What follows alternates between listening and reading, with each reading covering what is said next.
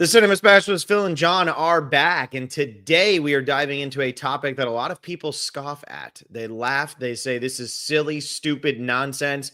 We are talking about the 10 best January releases ever.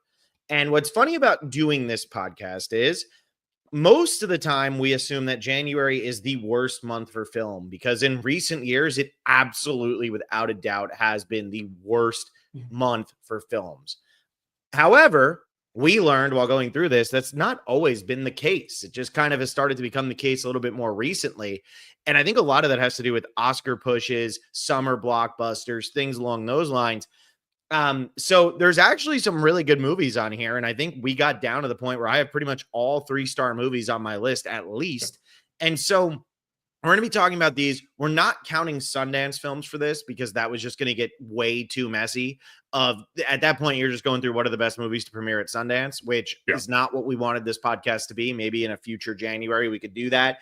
So the movie had to have its wide release in January. However, what we also kind of took into consideration here is a movie like The Brutalist, right? Comes out in December, then gets a wide release in January. If the initial release date was December, if they get this small Christmas push and then they put it out, we're not counting those movies. So these movies, their release date is January. They're not Sundance films.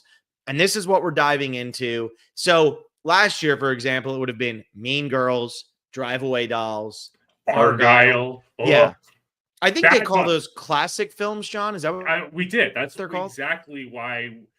I mean, January has this stigma attached to it, and January is kind of the reason why you and I decided we didn't want to talk about new release movies anymore, because last January was so bad.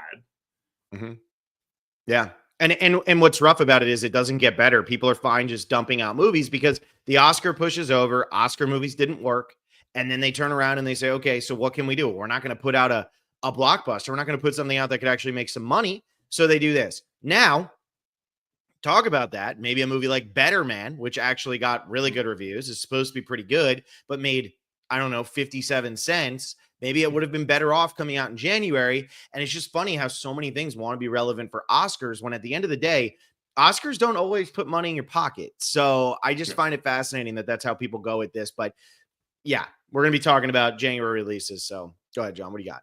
But in conjunction with that, you see a movie come out in January and a lot of people dismiss it, right? Yeah. You even said it last year with Drive Away Dolls, right? Before we even went and saw it, it's like you had zero hope for that movie because of when it was coming out. And I think that is a stigma that's attached to January that happens. And I think we have some surprises in here. And I think we're going to notice some trends in the type of movies that come out in January and which ones kind of rise to be the cream of the crop. It's just an interesting month because, like you said, it is that Oscar. We get the Oscar re-release at this point, right? All the Best Picture noms are out in theaters again, and we start seeing the short films released in theaters. We start seeing everything else, and it's just it's tough because you're seeing these movies, but these are all movies like you mentioned with The Brutalist, right? It got the short release before Christmas for that Christmas push, then gets a wide release in January. But the biggest distinction that we were able to make to divide these movies is the fact that The Brutalist is a 2024 movie, not a 2025 movie. So it's clearly not a January release. Exactly. So I'll throw up Jayburn Aquatic here. Just saw Mufasa and loved it. This is thank you for the super chat. I don't know, John, have we ever gotten a super chat on this? I don't think so. I think this is our first super chat. Yeah. Didn't like the remake of Lion King, but Mufasa was great. Original story, improved animation. Love the songs. The animals can actually emote now. LOL. I give it a solid 8.5 out of 10. I did not see it, John. I don't think you saw it either. I do like that, though, where it says improved animation because the whole thing with the Lion King movies, like, no, they're live action movies. Not really. But maybe we'll have to check that out, Jayburn. And also, John, you brought up Best Picture nominees. Well, tonight we are releasing The Substance over on our Best Picture breakdown. So I know a lot of people tuned in last year just for February. I know we have some people who are more into, actually, believe it or not, our movie stuff now that maybe they've stopped watching Survivor or stopped watching some of the other reality TV shows that are on. Believe it or not, there are some of you. As Tobias Funke once said, there are dozens of us. But we have our Best Picture breakdowns coming back again for this year. Oscar nominations came out a little bit late, but it's still perfectly timed so we can get all 10 in by doing 2 a week right up until the Oscars. So we are going to be doing The Substance tonight, Conclave on Thursday, then A Complete Unknown, Dune Part 2, Emilia Perez, Eyebrow Raised, Anora, Nickel Boys, I'm Still Here, The Brutalist, and then we'll end on February 28th with Wicked, and then the Oscars are on March 2nd. So we're going to be getting all of those in. If you want to become a patron, patreon.com/thespecialist. That will get you access at the $10 tier or the high. If you want to go higher, if you want to jump in for some of the Survivor coverage we have going on as well, you could do that. And if you come in at the $10 tier, you also get our $5 Tuesdays, which our movie for tomorrow night is Paddington 2, which is a movie we're going to be discussing here in a little bit in brief. So I wanted to make sure I got all that out of the way. If you want to become a patron, you can sign up now, stay with us through the end of February, and then get out if you only want to hear us talk about Best Picture nominees. Hopefully we get at least one sign up because it was fun last year. I mean, last year's movies, I do think were a lot better than this year's. I've now seen 6 of the 10, and I've yet to record any of them as a 4-star movie. However, last year, I feel like was like loaded with The Holdovers and Oppenheimer. And when the worst movie nominated was Barbie, it's like, okay, that's a pretty damn good year. So yeah, I saw Emilia Perez. I can't wait to talk about that on the podcast. I'm very excited. But let's talk about January movies. Let's talk about something else before we talk about January. Don's not letting me get there. All right. No, we said an hour podcast. That didn't happen. What do you got? But it's been 2 weeks since we've had a podcast. This is our first podcast since like a major cinematic thing happened. And of course, it's the passing of David Lynch. And I think as a movie podcast, I don't think we can hold the title of cinema specialist if we don't take a moment just to reflect on David Lynch here and everything he's done for cinema and television in his lifespan. It's honestly like I still feel in mourning from that moment. The moment I saw that, like, I don't think I have ever had the death of an artist impact me as much as seeing David Lynch's passing. It was one of those moments where you just had to sit with the news for a while, stop everything I was doing. I just sat there for about 10 minutes, just crying about this person I've never met, but someone who has influenced my life so much is part of the reason why I love film so much.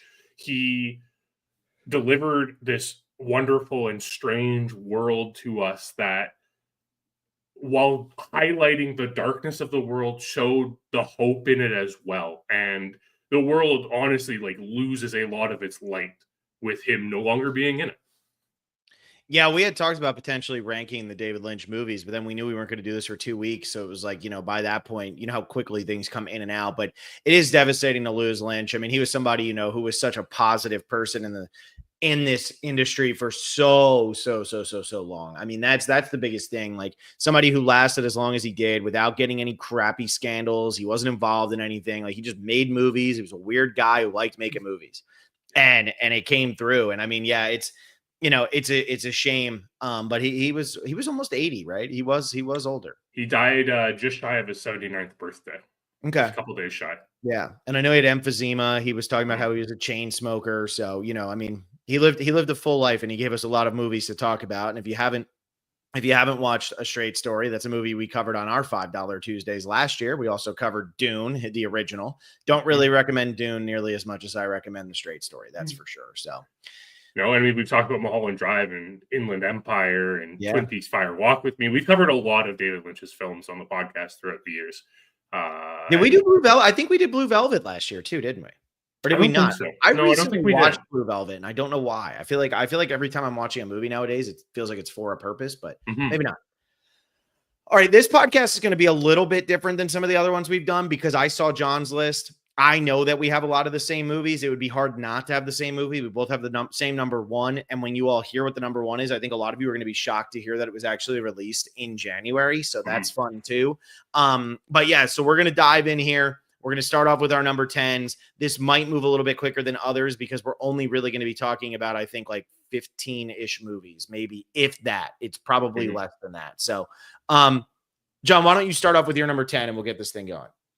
My number 10 kind of highlights one of the genres of films that come out in January because January does have a lot of horror movie releases. And I had to go with one. The thing is like a lot of these horror movies that get released in January aren't good because it is still January.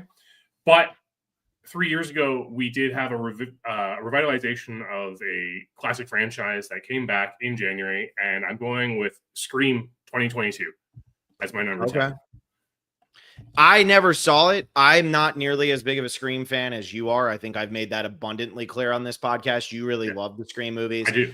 I'm kind of indifferent towards them. I do enjoy the original quite a bit, but I think that might be the only one I've seen. Or no, I saw Scream 4, right? That was the one that came out in theaters in like the 2010s, right? Am I right about that? Yeah. So I've seen that one for sure. But yeah, I'm not as high on the Scream movies, so I never actually got around to this one. Yeah, this is the 5th one in the franchise. This is the one that's dealing with like the requel of it all. It has kind of a stacked cast, in all honesty. Yeah, it's the 5th one, Jayburn Aquatic. It introduces the Carpenter sisters. It has part of like that rise of Jenna Ortega came from this. You have what's his face? Jack Quaid. Ghostface. Jack Quaid's, yes, Ghostface is in it. Jack Quaid's in it. Mikey Madison, who you're going to be hearing a lot about in the coming weeks leading up to the Oscars. It just has a great cast. It's unfortunate because I feel like Melissa Barrera, who is kind of our central character in this, is giving the weakest performance by a lot. But the surrounding cast is all very strong. It has those tie-ins to the classics. So we still have, we still have Sydney, we still have Gail, we still have Dewey, all doing their thing, and it really kind of nails the idea of the requel. It probably has the second best Scream opening aside from the original, and it gave a lot of hope for the franchise and what Radio Silence could do, as it was the first one made after the passing of Wes Craven. Yeah, I'll have to check that one out for sure. But as of now, I can't really add anything to that conversation. Jayburn says he walked out of it. So there you go. I get it. Like with what Jayburn is saying here, the moment in the movie that made him walk out, I get it. That was a very frustrating moment. It felt like a kind of betrayal to the franchise a little bit, but at the same time, you understood where they were going with it and why they were doing it. It unfortunately didn't really land and wasn't really adequately followed up in Scream 6. There you go. That's your number 10. I'm going to throw, so back in 2022, it's crazy how time flies, right? Time flies and we die or something like that. But so back in 2022, I wrote an article for Collider, which I just put into the live chat there, of the best January movie releases since 2000 ranked. So this will give you a little bit of some insight into my list. These movies, obviously we have ones that go back further than this, but if you want to get kind of a taste, and there's one movie on here that doesn't make my list, but I really do want to highlight very quickly because it was a movie that I actually got. It's the only movie that my name is in the credits for. And so I just want to throw it out there as a movie because I don't have it on my list here of top 10 because it's not, but Christopher Plummer's last movie, it's called The Last Full Measure. Last acting that Christopher Plummer ever did. Has Sebastian Stan, who's now nominated for an Oscar for playing Trump, Samuel L. Jackson, Peter Fonda, Ed Harris, William Hurt, Bradley Whitford. It's a loaded cast, but it's more of like it's a story about it's like a political drama about a Medal of Honor recipient who never received the Medal of Honor. The whole point is they're trying to get him the Medal of Honor. And so it's a Vietnam story, but it's told way in the past Vietnam, and you have a lot of like older actors playing the role, thinking back to how their lives were changed because of this one person who saved all their lives. It's an emotional movie. It can be a little melodramatic at times, but it's really, really solid. So I wanted to throw that one out there too. And then my boss at the time actually passed away last year. So that was Mark Damon. So he passed away last year, and this was I think this was the last movie that he produced. So I just wanted to throw that out there as a little shout out for The Last Full Measure. And you want to talk about bad timing on a release date, January 24th of 2020. So you can imagine how that did at the box office with COVID breathing down everybody's neck and people starting to panic about that. But my number 10 is Taken. So there you go. Start off with that. That's one of the movies that was on that list, which is why I wanted to throw that list in there right away. But yeah, Taken's on here. Honestly, John, you were talking about there's certain genres that really work with the January release. Action is kind of one of them. Yeah. I have quite a few action movies. I actually have another Liam Neeson movie coming up on my list. Wow. So that's exciting. I can't wait to get to that one. But I just feel like there's certain action movies that just get dumped, right? Flight Risk right now is a great example of that. I don't know if you've seen the trailer for Flight Risk, but the thing that makes me laugh the hardest is that it says from the director of Braveheart, Apocalypto, and something else. It doesn't say Mel Gibson's name. What are we doing? Why would you say that? Yeah, it doesn't say Mel Gibson's name. It just says from the director of whatever. That movie wasn't even rated, so the Motion Picture Association of America didn't even bother rating the movie. So it got a really limited theatrical release. It's a movie that was dumped. But some of these other action movies work, and Taken is one of them. Taken at the time kind of took the world by storm. Nobody was expecting it to be any good. It was a huge box office success, started a franchise, made Liam Neeson into an action hero out of nowhere. All of a sudden, he's an old man who's an action hero. Maggie Grace in a small role. It's a very simple story. Like, there's nothing groundbreaking at all, but it's super entertaining and it holds up. Like, it is a very entertaining movie, and it's worth a watch. It's crazy to think it's 16 years old already. It came out in 2009. Yeah, I'd never seen Taken before I started doing research for this podcast. And it did just miss out my top 10. It's sitting at number 12 right now on my list. It's exactly what you expect this movie to be, right? It's the type of movie that really laid the groundwork for like John Wick and these other type of movies in that vein that came out. But at its heart, you have Liam Neeson in this role. And he's essentially playing his character from Love Actually if he goes around murdering people. Yeah.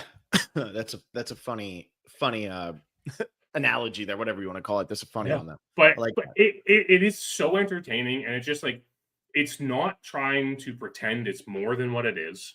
It's not trying to pretend that it's this big fancy film. Even the action sequences are pretty tame, in all honesty, but it just knows what it's doing. It has Liam Neeson. It has Maggie Grace, who I texted you while I was watching it, looks way younger than she ever did in Lost, which came out 4 years prior, or 5 years prior, I guess. And it's just fun. It is one of those movies that, like, am I going to seek it out all the time? Probably not. But is it something that I would turn off if I came across it? Also, probably not. And this is the thing, right? This was in the last days. Oh man, it's like the last days of disco, you know? Yeah. This was the last days of TNT, TBS. You know, I'm flicking around the channels. We don't have HBO. We don't have a lot of streaming services. Netflix was in its infancy. Like, if you were still getting the mailers more so than anything. Blockbusters weren't totally gone yet. And this was a movie that would just be on and you would watch it. And I miss, there's the marketplace for those movies is disappearing. Because now you have to seek out a movie. You have to go to Netflix and choose the movie you want to watch. It used to be you flick through the channels, you find the one that you land on and say, okay, that's good enough. I'll keep that on in the background. And Taken is a perfect example of that. We're seeing streaming services kind of have live movie channels now. Which is so stupid. I don't know if you noticed that or not. Yeah, I have. You do hate it. You don't think that'll help revitalize movies like this? No, because ultimately what's happening is it's a streaming service putting some of its material into a cable type situation, but the streaming services have trained people not to want cable. They've wanted to not have cable. So instead, everybody's just going to keep picking their movies. I ignore that part now. I have cable, so I don't care. But like, I ignore that part. I really do. I'm just wondering. Well, let's give you your shout out. Shane Cup, holy shit, look at John. I've been consuming these in audio format, so I haven't seen, but congrats, brother, on the transformation. John, you've lost a third of yourself, right? Yeah. There you go, Shane. So welcome back, John. Welcome back to seeing John. And John doesn't normally wear a beanie. He's feeling very edgy tonight. I'm sorry, I'm Canadian. This is a toque. Oh, whatever that means. You know what's really crazy? I've been working with Canadians now. Like, my job is based in Canada, and they say Zed all the time. Yeah.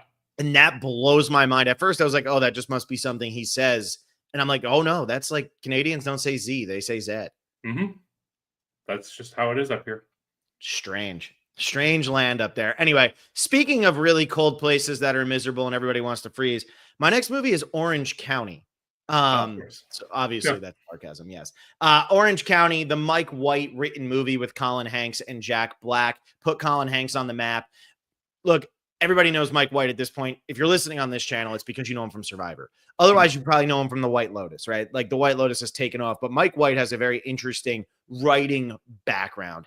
And if this was really one of his, I think this might have been his first writing credit. I could be wrong on that, so I don't want to say it and then be wrong. But this came out in 2002. If you haven't seen this or Nacho Libre, I recommend them highly, especially Nacho Libre. Nacho Libre is very funny, very dry. That came out in 2006. But this movie is like a simple movie that kind of feels like it's a little autobiographical about Mike White, or it's just about a guy who wants to leave Orange County, right? Like Orange County is this crappy little town, even though Orange County is beautiful. Orange County is where people from Los Angeles go when they're tired of Los Angeles. They move to Orange County because Orange County is normally nicer, cleaner, whatever. And so, and I guess it's a little bit cheaper, but it's got the nicer beach towns and everything. But it's about how he just hates Orange County. And I think it's like a funny kind of tongue-in-cheek look at no matter how rich, no matter how whatever you are, no matter how well off your family is, you always just want to leave where you're from. And so I like this. It's easy listening, right? It's nothing groundbreaking. It's certainly a far cry from what Mike White is doing now, but it's a fun look at what he started off as. And it does have some very funny moments between Black and Hanks and some of the supporting cast. So that's my number 9. And then we start getting into nothing but 3.5 or 4-star movies. I can't believe this. There you go. Yeah. I watched Orange County for the first time last year, I think. And it's an entertaining movie. It has that like coming of age feel for that like elder high school starting to get into college grouping and everything, but it didn't quite land for me. I saw, you can really see the promise in Mike White's writing in the film, but you can tell he also hasn't quite what should I say? He hasn't quite perfected his style yet, but he's experimenting with it. And there are some really funny moments in this. I do think the performances from Jack Black and Colin Hanks are like quite entertaining, and it's definitely worth a watch. It's not my favorite movie, but it's one that like I'd revisit eventually. There you go. So those are my 10 and 9. I don't have as much to say about them because I got bigger things coming up. Although Shane Cupp's very excited about my shout out here of Orange County, so that makes me happy. What's your number 9, John? My number 9 is a little family film from 1993 called Matinee. So I heard about this for the first time literally today. Like even when I read your stuff, I like wasn't even paying attention to the fact that word was there. And I was looking up some January movies and I was like, what is this Matinee movie? I got to check this out. So I got to check this out. I didn't check it out. I need to. But what's Matinee? Matinee it's a family movie, and it takes place in Key West during the Cuban Missile Crisis. Okay. And it's just like these like middle school age, maybe high school age children, and a director, kind of like a Hitchcockian type director, but more making those like, you know, those cheesy sci-fi movies of the 50s.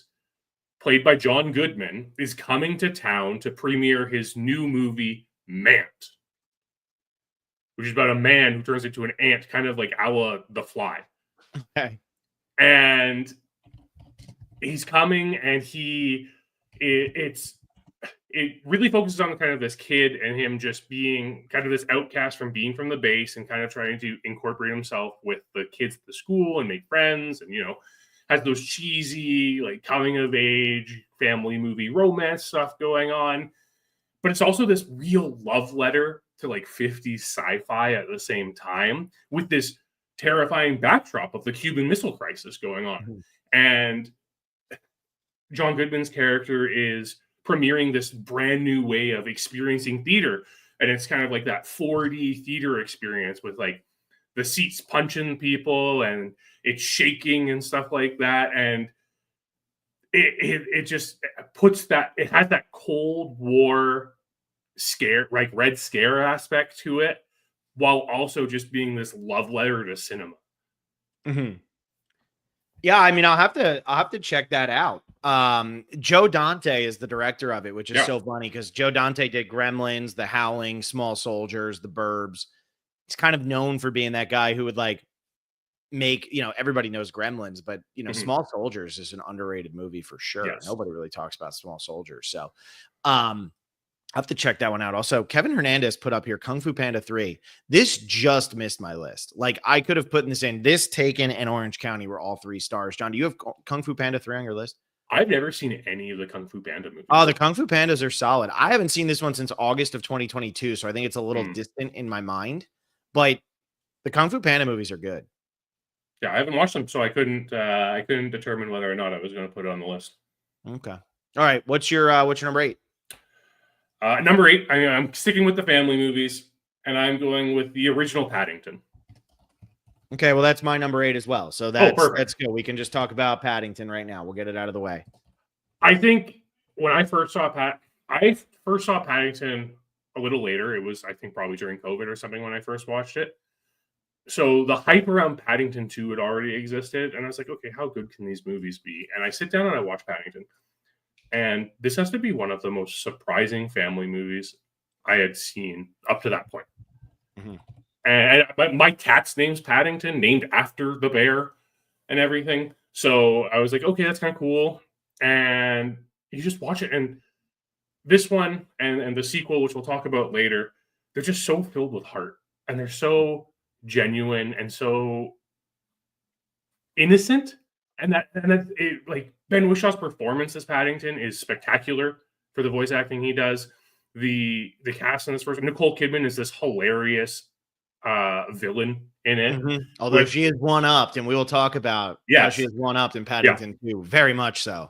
And like the dynamic between her and Peter Capaldi's character in the first one is just so hilarious. He's essentially just simping for her the entire time. And he's the miserable person on the block. And we see this evolution of the Brown family as they come to accept Paddington. And his naivety kind of leads to these crazy antics and everything, but it's so wholesome and it's so... These are the type of movies that just remind you to be nice to people. The first Paddington movie has no business. Neither Paddington movie has any business being as good as they are. And I am a little concerned about Paddington in Peru because it's not Joe King, Sean King. What? No, Joe King. Paul King. Why can I not think of Paul King? It's definitely not Sean King.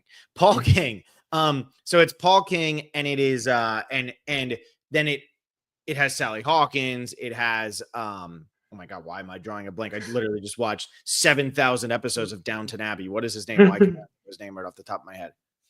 Oh my God. I don't even know which one you're talking about. The dad. What is the dad's name? Why can I not think of the dad's name? Hugh Lauderdale? Yeah, thank you. My God, I could not get there. Then I start panicking because I'm like, why can't I think of it? It's just great characters all around. It's so much fun, and everybody's having a good time with it. And the thing about the Paddington movies that really stands out to me is how genuinely funny they are. They are so actually such funny movies. And we're going to talk about that with Paddington too. Like a lot of family movies do try to be a little bit more like, haha, kids, isn't this silly? The Paddington movies hit. Is that you, God? Is one of the funniest line deliveries I've ever heard in a movie. Every time we get to that point, he says, is that you, God? I like die. I don't know what is said after that because I'm always laughing so hard. I really do love these movies, and I think they're so well executed. And everything is so well planned. And we'll talk about the animation they used in the second one and things like that. They really are pieces of art, which you can't really say about a lot of family movies. These are artistic movies. And I give this one 3.5. I don't know. I mean, maybe I'll have to rewatch it and just stop being a baby and just give it 4. But pretty sure I give it 3. They're great. It's great. Yeah, it's just, again, this is the type of movie that I know I can watch with literally anyone. Mm-hmm. And it's nice to have those movies sometimes. It's nice not to be the pretentious cinema guy who talks about movies on a podcast all the time and can be like, you guys just want to watch Paddington and have a good time and feel good about the world around you afterwards. And what this first movie does so well is showing, like, obviously Sally Hawkins, Mrs. Brown, is so in on Paddington right away. Mm-hmm. But it's watching the rest of the family come around on him. And yeah, he does stupid antics. He floods the bathroom. He cleans his ears with toothbrushes and things like that. But it's so innocent and sweet that it doesn't need these like hidden raunchy jokes that a lot of family movies have for the adult audience. You just kind of delight in the childhood wonderment of this movie. And here's the best thing that this movie does. It never gives a reason why this bear can talk. And I think sometimes when they when they make family movies, they get too caught up in, oh, it's a magical bear. Oh, there was like some potion or a witch or no, in this world, bears just talk. His mother and father both talk, like whatever they are, aunt and uncle. Yeah. They both talk. He talks. When he shows up at Paddington Station and talks, nobody questions why he can talk. Nobody's alarmed by it. Just make a fun movie. It's like when they asked Miyazaki, why is he a pig in Porco Rosso? Mm-hmm. And Miyazaki got pissed off and said, this is why people don't do animation good anymore. Because you're asking that stupid question. He's a pig because he's a pig. There doesn't have to be symbolism. There doesn't have to be a reason. Just make the damn movie. So, yeah, Paddington's great. Love Paddington. Yeah, I mean, that kind of reminds me, it takes me back to David Lynch. I'm going to mention him again here. But like one of his famous interviews is someone asking, or he makes a statement of, Eraserhead is my most spiritual film. And the interviewer asks him to elaborate on that. And he just says, no. Yeah. And that was one of the things David Lynch was really like prolific for, was never answering what any of his movies were about. And that is something that filmmakers should take into consideration a lot more. And like you said, there is no explanation in this movie why this bear can talk. There's no explanation in this movie why no one's freaked out that this bear can talk. Yep. And this is it's a family movie. It's a children's movie. When it comes down to it, you don't need an explanation for why the bear talks, because you know who's not asking why the bear talks? Kids. Yeah, exactly. It's because he's Paddington. Yeah. All right, I'm going to do my number 7, and we both had the same number 8, and then you can go back to your 7. So I have one that I know you don't have, which is The Grey. Okay. This is my other Liam Neeson movie, action movie, one of my favorite survival movies of all time. This movie is so simple. It is so basic. It is not as deep maybe as it thinks it is, but it is such a damn good movie. The entire premise of this movie is plane crashes in the snow, and these guys have to survive, and they're being chased by wolves. It is such an entertaining movie. It's one of those somebody gets killed off at every obstacle types movies. John and I did a $5 Tuesday not too long ago. We talked about the Poseidon Adventure. But this movie is so expertly crafted. And it bothers me that this movie doesn't have more of a following. I think I've talked about this movie on this podcast before, just as like the best thing I watched this week or something like that. I don't know why it doesn't have more of a following. It was directed by a guy named Joe Carnahan, who did Smokin' Aces, another January release. He also did The A-Team. So he didn't really do anything that caught on. This movie should have caught on. It is so good. It's coming off of Taken. So again, it's Liam Neeson being a badass, but he's not as much of a badass. He's not like beating up wolves. It's just it's a survival story. It's one of the most haunting shots you'll ever see in a movie. Great death scene. Involving water. And it's just, you need to see it. And this is where January sometimes will drop a great action movie. And this is one of them. I think that's part of the reason why people were so low on this movie, though, is because they went in expecting it to be Liam Neeson beating up a bunch of wolves. Instead, Liam Neeson did what he did most of his career, which is act. And people were like, what the hell is he doing that for? Wild concept. Yeah. But this was one that I was meaning to watch in the lead up to this, but I just ran out of time. I decided to watch Smoking Aces instead, and that was a terrible decision. That was a bad choice. I know. And you know what, John? I told you that. I thought I was going to get this Jeremy Piven-led action comedy, and that is not what that movie is at all, and I was very disappointed. And that's what you get, John. Should have listened to Phil, but you never listen to Phil. That's not true. I listen to you way too much. Yeah, I guess that's true. All right. What's your number 7? My number 7 comes back into horror, and 2008 gave us one of the best, in a time when we thought found footage had kind of stopped being good. We have one of the most experimental found footage movies. It's a kaiju movie. It's Cloverfield. So good. This is what I'm saying. We're just getting these movies out of the way. So that's my number 6. Oh, perfect. So it's your 7. It's my 6. Cloverfield was that might be one of the most shocking successes of all time. Yes. Nobody thought that movie was going to be good. Nobody. No, because it came out at a time where everyone was really sick and tired of found footage movies. Yep. And I remember seeing this movie in theaters in January, and the amount of people vomiting in this movie because of the shaky cam and everything was crazy. But we broke it down earlier. We did it. We replaced something on our top 100 with this movie at some point. And we do have a podcast breaking down this movie, but in its end, and I've grown to appreciate this movie more and more the older I get, the more I've explored the kaiju genre, the more I've explored science fiction, and like the ARG, the altered reality game that ran alongside it. It's so cool, and it's such a unique movie. It honestly, like, look who directed it, right? Yeah. Like, look who Matt directed it. Reeves. It's a Matt He Reeves doesn't miss. movie, and he doesn't miss. And it's written by Drew Goddard. It's just so well done. You have a pretty solid cast in this movie too, which kind of, it's like a lot of those like big characters you kind of see around, but you know, you'll see them, you don't know their names, but it has your Lizzie Kaplins, it has your TJ Miller is the big name for sure. Yeah, right. Like, it has Ben Feldman in this movie and everything, right? It's just, and it's so fun. It just holds the tension of what's going on, and it really puts you in the place of these people living in New York as there's monsters attacking. And it really answers the question that we don't really see in kaiju movies, because a lot of kaiju movies follow the scientists who are working on things instead of just the general people who are experiencing it. This is the real Nicolas Cage. He said Cloverfield is a banger. I saw Cloverfield when he came out in January too. My one friend loves like the kaiju movies. He loves Godzilla and all that stuff. And so we went and saw it. There were 3 of us. We went to a Five Guys next door beforehand. Our parents, were giving us the money at this time. We were teenagers. So it was like, hey, go get food. So we went and got burgers, and my one friend just ate nothing but peanuts. I don't know if you guys have Five Guys in Canada, but like they give you the free peanuts. So he just ate nothing but peanuts, and we were just sitting there. We're like, whatever. We were at our small Toms River, New Jersey movie theater. We're like, how crowded is this really going to be? We get into the theater after eating dinner. We had to sit in the front row. Oh no. This movie was popular. Everyone went to this movie.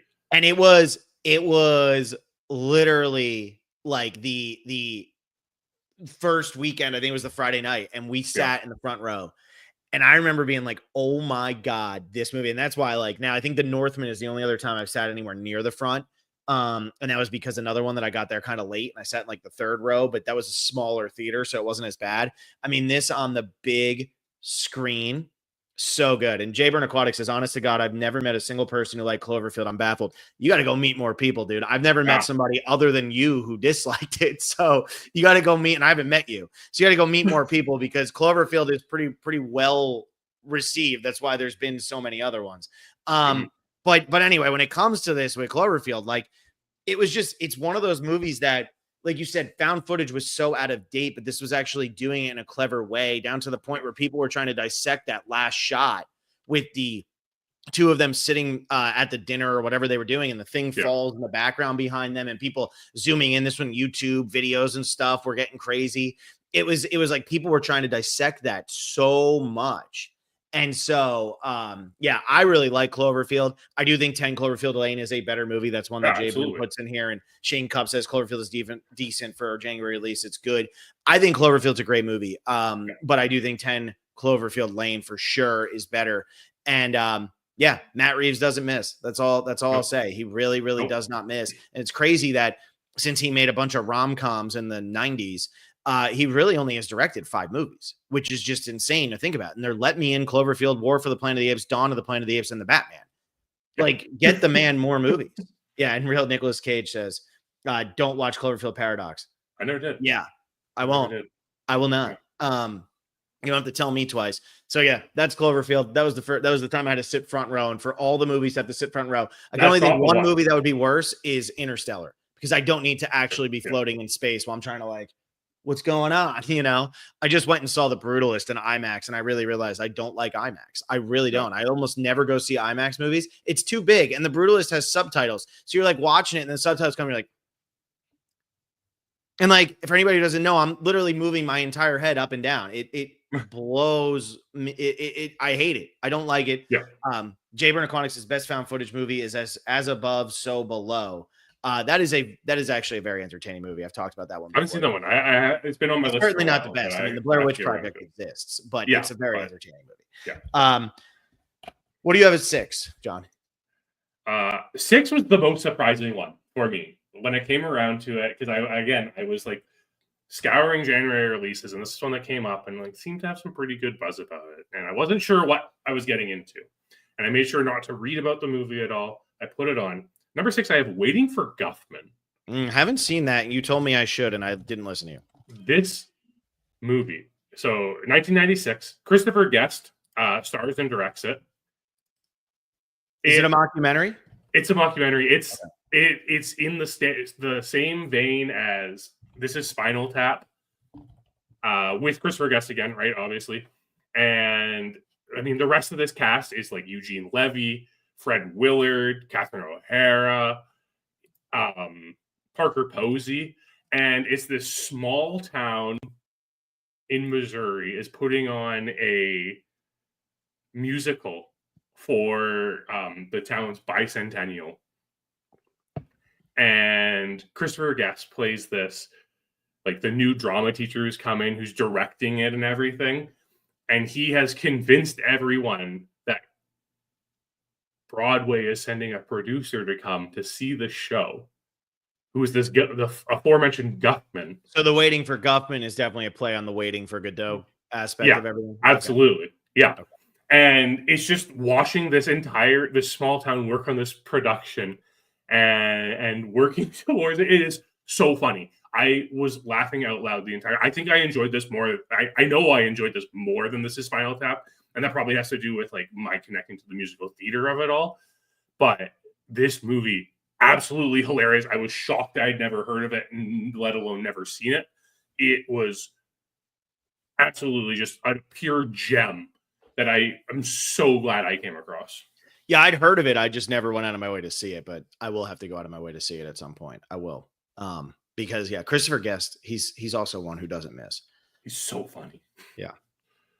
All right, I get to go now. You keep on saying movies, and then I end up having them, and it's like, stop. Let me talk. So I know that this is one that you have, and you might even have it at the same spot. I have His Girl Friday at number 5. I have it at number 4. Okay. So we'll get to yours then in a sec. We got to get your 5 first. I guess we can just talk about it though. Yeah. So His Girl Friday is 1940 Howard Hawks. And I looked up my review because I haven't watched it in a while. And I mean, I've seen this movie like 3 or 4 times, but I looked up my review. So the movie is 92 minutes long. Yeah. And my review for this movie was, this script had to be 200 pages long.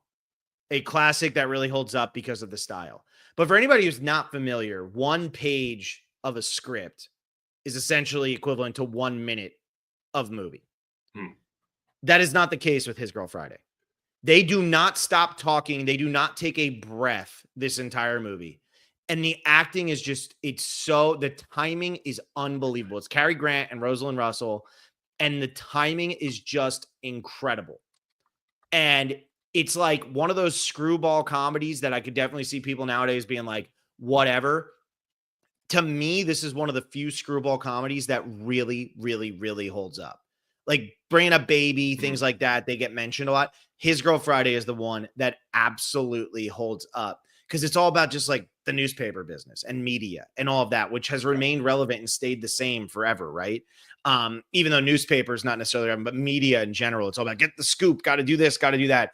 This movie is so good. And if you watch BoJack Horseman, the 2 reporter characters who are in the end of season, whatever the last season of the show is, they are based on the His Girl Friday characters, especially the pig girl whose name I can't remember. But His Girl Friday is so funny. And if you haven't checked it out, it's worth the watch, the 1940 version from Howard Hawks.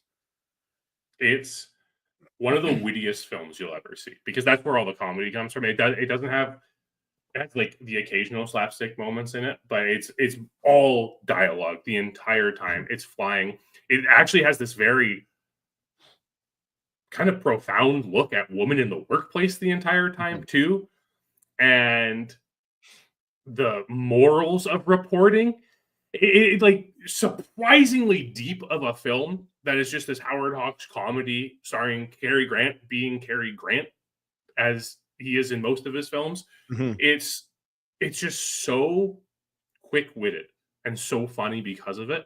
It moves at a fast pace. There's never a moment of rest in this. People who haven't even heard of this movie, you've probably consumed part of this movie without knowing it because the Get Out GIF is from this movie. The Cary Grant Get Out GIF that people react to all the time is from this movie. And it's just so clever. The dynamic between Cary Grant and Rosalind Russell is phenomenal. You have all these like bit characters going around. The scene where Cary Grant's character is to set the scene, Cary Grant and Rosalind Russell's characters are exes. They were married, they're divorced now, and Rosalind Russell's come with her new fiance right before they're about to get married. And the scene where Cary Grant goes out to meet this man might be the funniest scene in cinema history. Go ahead. Yeah, as he just mistakes this old man for him instead. It's so funny. And it just goes to show the strength of writing this film has. Yeah, I mean, and that's really what it comes down to. I mean, Cary Grant, I know like when people talk about like the history of film, Cary Grant comes up, but Cary Grant doesn't hold that same esteem as like a Brando, a Jimmy Stewart, anything like that. He should. Like every time I watch a Cary Grant movie, he just had it. He just knew what he was doing. And when you're watching a Cary Grant comedy like The Philadelphia Story, Arsenic and Old Lace, he just had it. He just had it. And so, His Girl Friday is worth a watch. I haven't seen it since 2021. I probably got to give it a rewatch because now it's been 4 years. And John, before I hear number 5, I just got to throw up Michael Wilde's comment here. I joined late, but I think it's safe to assume Kangaroo Jack is top 1, right? Absolutely. No question about it. God, that movie was so bad. Holy crap. I hated Kangaroo. Kangaroo Jack was one of those movies that they just never stopped playing the trailer for. Never. Yeah. Yeah. It was everywhere. I remember, what year was that? Like 2003? Probably. Maybe. Yeah, it was 2003. Look at you. Yeah, there you go. With the damn sunglasses, man. Yeah. Yeah, Jerry O'Connell and what's his Anthony face? Anderson. Anthony Anderson. Yeah. It's a movie I don't think I've seen since 2003. Rightfully so, John. Rightfully so. Sorry, Michael. Sorry to break your heart. John, so what's your number 5? We know your 4 is His Girl Friday. What's 5? So number 5, I go with another classic that it kind of, it's okay. It's a classic. It's on the AFI Top 100, but I feel like it kind of falls to the wayside when people are talking about classic movies now. Treasure of the Sierra Madre. I have that a little bit higher up. That's fair. This is one of the most perfect adventure movies ever. It's so well made, and the way that we see, Bogart's performance in this is absolutely unreal. It is his best by far. Like, and I love Humphrey Bogart. I know a lot of people are like, he was always overacting. It was so whatever. You know, he's an icon. He's a classic for a reason. But he was so, nobody was ever going to say, wow, Humphrey Bogart was a great actor. He just was an icon. That was the difference there. He is so unbelievable in this movie. Like, he is absolutely incredible in this movie as a man that is just losing it. It just has the way that this film is built. There's that idea of like greed and what its effect it has on people. And when you see Humphrey Bogart's, not just his like subtlety in the transformation, but his literal physical transformation throughout the film as it progresses, and he gets more and more consumed with his paranoia and his greed. It's absolutely spectacular. This movie, for those who don't know, is about this group of Americans who are out of work. They can't really survive, so they decide to go out into the mountains in the Sierra Madre to find gold. And just like it escalates from there. They have to deal with bandits and like other people coming to steal their claim, and which they don't want to claim because they're scared people will come steal their claim. Yeah. It's so well done. It is fantastically paced, and it just really shows the differences in the characters and their reactions to things. It's just absolutely phenomenal. Definitely a classic, deserving the title of classic. Yeah, it really is. It really, really is. And it's just one of those movies. So this ended up losing the Oscar that year to Hamlet, the Laurence Olivier version, which to me is just such an average movie. But then again, I've talked about my whateverness for Shakespeare. But this movie, like, it ends up really high in AFI's top 100, but it's never that Humphrey Bogart movie that people go to. It's never the one. I mean, it's not Casablanca, so yeah. Because of Casablanca, though, that's what prevents people from maybe like revisiting this, and it is against type for what Bogart normally did. right? Mhm. Like, yeah, he wins the Oscar for The African Queen, which I think is terrible, but it's he was going against that suave, smooth talking film noir guy, and he was making an action adventure movie. So good. So good. I Yeah. have it higher up. I have it at number 3. I mean, I'll just say where I Okay. have Yeah. it. I have it at number 3 because, yeah, we've already talked about it. But I think this is one of those movies that a lot of people have now since missed. Like big Mhm. film fans, big film nerds will find it, will seek it out, will make sure they watch it. But I guarantee you there's a lot of people where this is a blind spot for them. Yeah. And it is one that absolutely holds up. Yeah, you're gonna have the punching where people get hit and they, flail and whatever. But this is also what the badges, we don't need no stinking badges, comes from. And so, this is an iconic movie, and it's John Huston directing Walter Houston, which is just fun Yeah. to think about too. So well So yeah, done. that's my number 3. So I'll tell you my number 4 now, which maybe it'll be your number 3, and then I we can just imagine it have the probably same is. top. I mean, we have the same top It, 2. it has to be. I imagine your number 4 is Paddington 2, correct? Yes, which is your number 3. Yes. Okay, so I'm going to type this stuff in here. So why don't you talk about Paddington 2 real quick, since you actually technically have it higher, even if you're wrong. But go ahead. It's fine. What it comes down to is this movie. It is the perfect movie. It is really what it comes down to. I know it's not the top of this list because I do think there are 2 more even closer to perfection movies that are above it. But Paddington 2 is the perfect family movie. The fact that, again, the original Paddington is such a surprise, and it's how wholesome it is, how well you can connect to it. Paddington 2 takes that and somehow manages to elevate it even further. Oh yeah. You have like this bleeding heart of Ben Whishaw going into the performance of Paddington that just makes you like, this is the type of character that makes you say, "Oh, I need to hug you. I need to just like, I need you to make me feel better." There's so much wholesomeness to us. They've added more to the cast. We have Brendan Gleeson playing Knuckles with an N, with a capital N. Mm-hmm. And you have this entire cast of like these criminals. Paddington goes to jail. The plot of this movie is Paddington goes to jail. And you have the Browns, Sally Hawkins, absolutely spectacular in this movie. Mm-hmm. And it's really like the shame of going into Paddington in Peru is the fact that Sally Hawkins, for some reason, is not in that movie. And then you have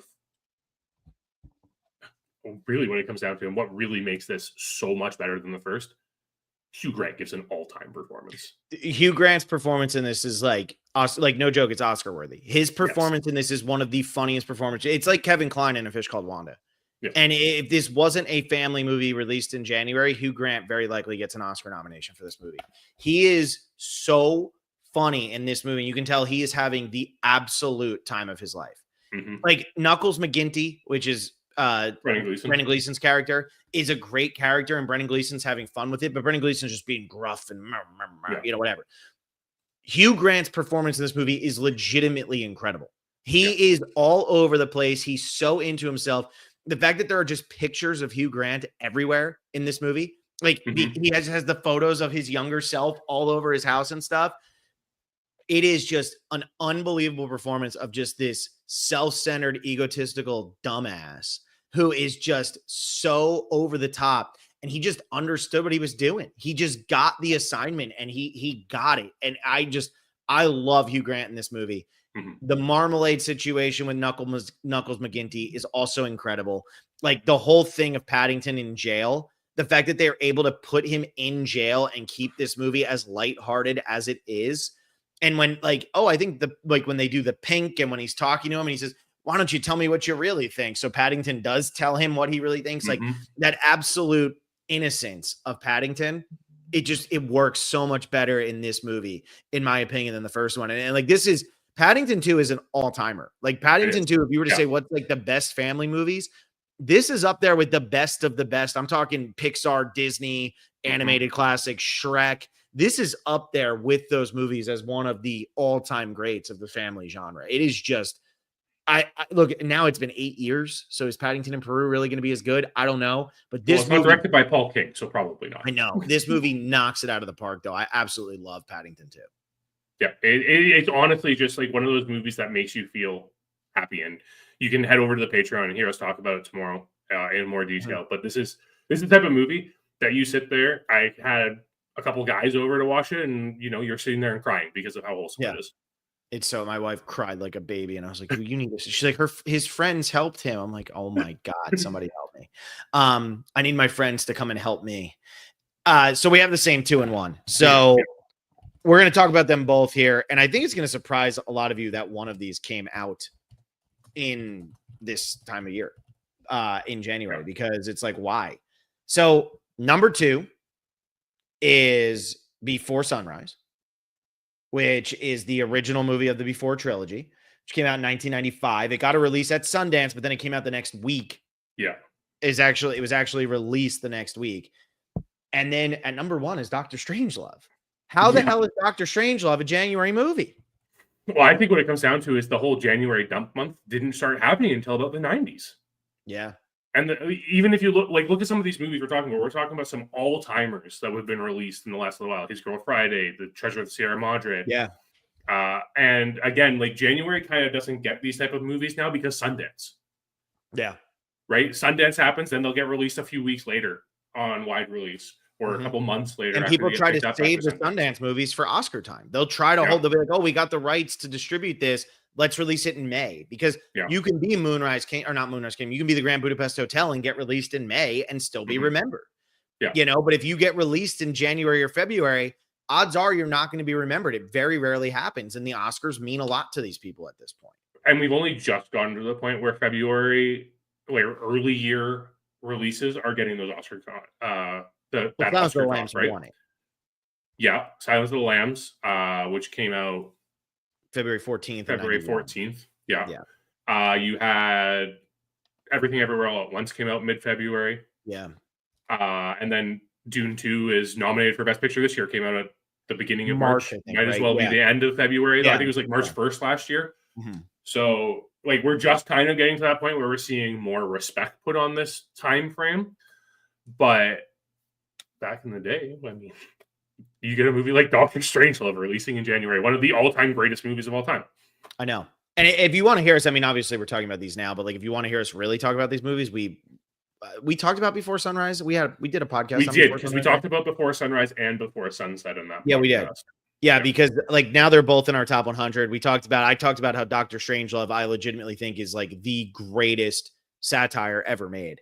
I think it is the ultimate American political satire. Nothing will ever touch it. Rewatching, every time I rewatch it, I'm like, is this actually the greatest movie ever made? Because the amount of like the jokes just never stop. And then Before Sunrise, man, like that's one of those where every time you watch that movie, it ends. And what for me, what this movie is, like the story of Jesse and Celine is incredible. There's no denying it. There's a reason why they made 3 of them. There's a reason why 2 of them are in my top 100. And Before Midnight's only not my top 100 because I can't rewatch it. I've only seen it once because it makes me too depressed.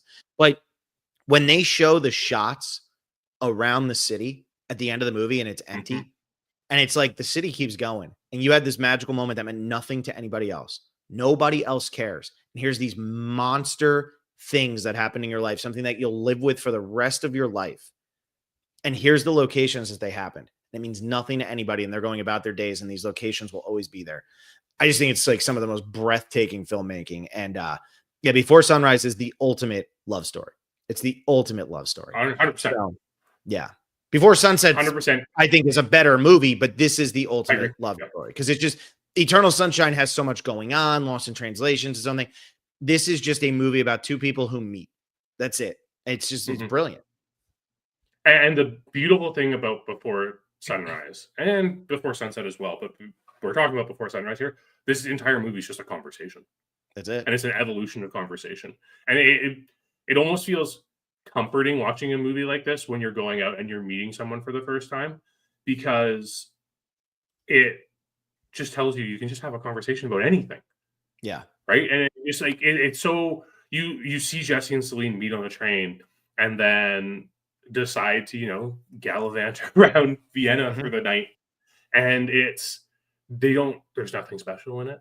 Right. They're just spending time together, wandering the city and having basic conversation. And it's so endearing. It's so touching. And it's just, this is the type of thing that I think a lot of people long for, is like this type of connection with someone. Yeah, and last summer, not last summer, summer of 2023, my wife and I actually we were in Vienna. So we got to go and we like did the before sunrise tour. I mean, we did it ourselves. We just looked up the locations, but there's so many sites dedicated to it. And unfortunately, the record store didn't open till like 5 p.m. I was like, what are the hours of this record store?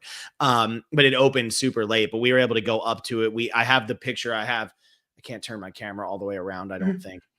Here, let's here, hold on. How do I stop cam? And then I'll turn it around.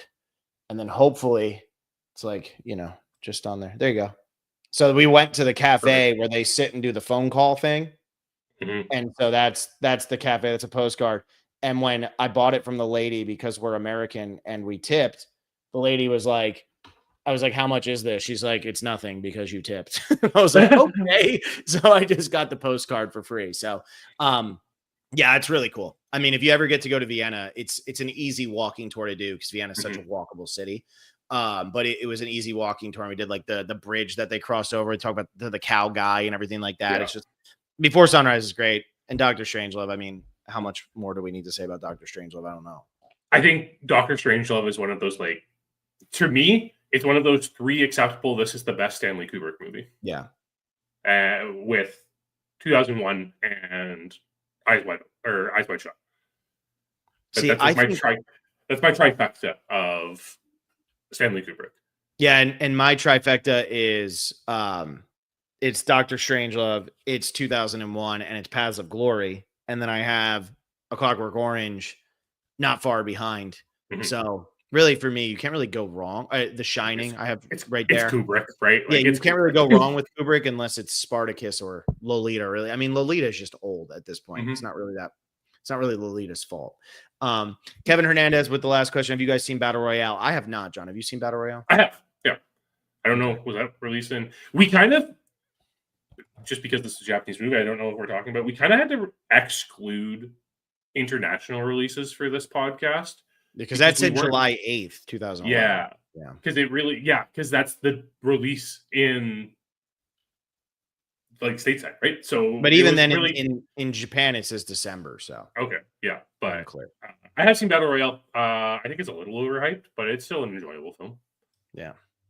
Well, anyway, thank you all so much for listening. Next time we do this, we're going to be right before Valentine's Day, so to keep in the mood of what this podcast is, we're going to talk about the most, Valentine's Day heartbreaks rather than talking about happy things and love stories. We're going to talk about Valentine's Day heartbreaks. We're going to talk about like the most heartbreaking love stories for Valentine's Day to get you all in the mood for the 14th. So that'll be in 2 weeks.